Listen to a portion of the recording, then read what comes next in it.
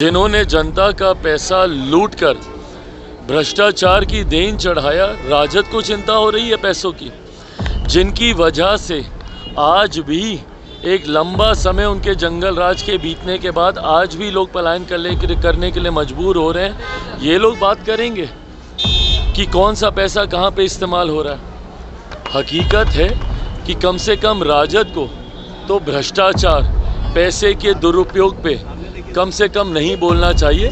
जिन लोगों ने खुद भ्रष्टाचार की देन, चारा घोटाला किसके समय में हुआ था, ये लोग बात करेंगे आज भ्रष्टाचार की, कम से कम इन लोगों को शोभा नहीं। मुख्यमंत्री नीतीश कुमार की ओर से चिराग पासवान ने मोर्चा संभाल लिया है। नमस्कार, द इंडिया टॉप देख रहे हैं, मैं हूं अखंड ज्योति। आगामी 15 दिसंबर से मुख्यमंत्री नीतीश कुमार बिहार में महिला संवाद यात्रा पर निकलने जा रहे हैं और इस दौरान वो बिहार के अलग अलग जिलों में जाकर 5 गाँव में जाएंगे और हर योजनाओं की जानकारी लेंगे, चाहे वो अब तक 7 निश्चय पार्ट 1 हो, 7 निश्चय पार्ट 2 हो, जल जीवन हरियाली योजना हो, उसके अलावा जो नल जल योजना चलाया गया है, तमाम अलग अलग योजनाओं की जानकारी लेंगे और साथ ही साथ महिलाओं से संवाद करेंगे, उनके कल्याण को लेकर और क्या कुछ किया जाए, इन सभी चीज़ों का जिक्र किया जाएगा। योजना चलाई गई है उन सभी चीज़ों की जानकारी ली जाएंगी।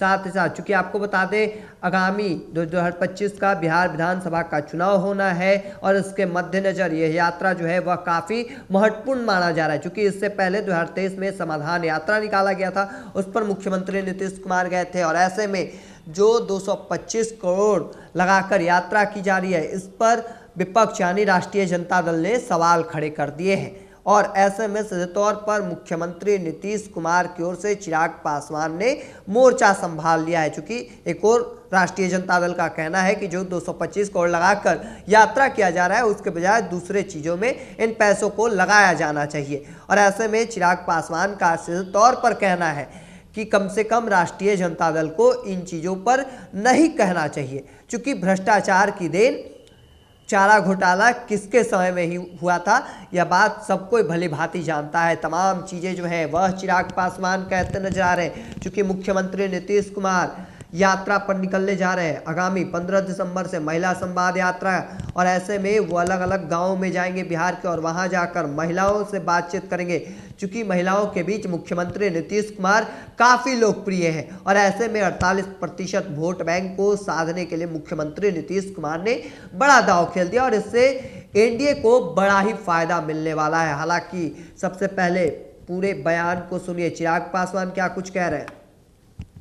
नीतीश कुमार मुख्यमंत्री यात्रा पर निकल रहे हैं। विपक्ष कह रहा है कि 225 करोड़ रुपए सरकारी खजाने का दुरुपयोग किया जा रहा है, उसको किसी और दूसरे काम में लगा। महिला संवाद यात्रा किसको चिंता है इस बात की? राजद। जिन्होंने जनता का पैसा लूटकर भ्रष्टाचार की देन चढ़ाया, राजद को चिंता हो रही है पैसों की, जिनकी वजह से आज भी एक लंबा समय उनके जंगल राज के बीतने के बाद आज भी लोग पलायन करने के लिए मजबूर हो रहे हैं। ये लोग बात करेंगे कि कौन सा पैसा कहाँ पे इस्तेमाल हो रहा है।